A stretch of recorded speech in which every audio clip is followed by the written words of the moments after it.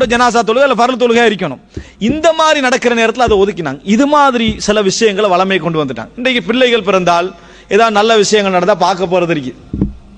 பார்க்க போறவனுக்கு தலையில எழுதிட்டாச்சு, அன்பளிப்பிள்ளையே போயிடாது, அன்பளிப்பிள்ளையே என்ன செஞ்சிடாதே போயிடாது. அவர் வராம இருக்கிற போற நினைப்பாரு, எப்படா போறது, விளங்கிட்டா எப்படி போறது, ஒன்னும் இல்லை எடுத்துட்டே போய் ஆகணும் அப்படி என்கின்ற நிலையை உருவாக்கி விட்டாங்கன்னா பார்க்க போறது அவர் வரத்தான் நினைச்சிட்டு கொஞ்சம் அப்படி பிஸி ஆயிட்டு வரணும்னு நினைக்கிறது முதல் பிள்ளை. அவர் வந்துதான் ஆகணும், வரலையே அப்படின்னு சொல்லவும் கூடாது.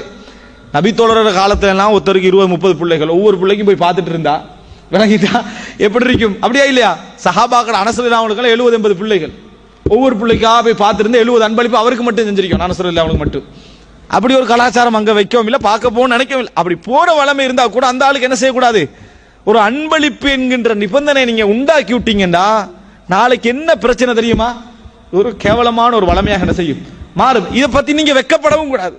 அவன் அப்படி நினைக்கிறத பத்தி என்ன செய்யக்கூடாது, வெட்கப்படவும் கூடாது. அல்லாஹு தஆலா எங்களை பத்தி தெரிஞ்சவன், எங்களுடைய உள்ளங்களை பற்றி என்னது தெரிந்தவன். இந்த வளமைகளை உருவாக்கி விட்டா இது பெரிய சிக்கலாக மாறி. ஹராம் நான் சொல்லல, இந்த இடத்துல ஹராம் என்று சொல்லல.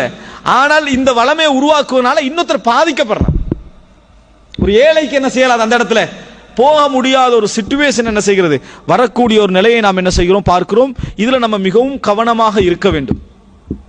அடுத்தது அன்பளிப்புடைய நோக்க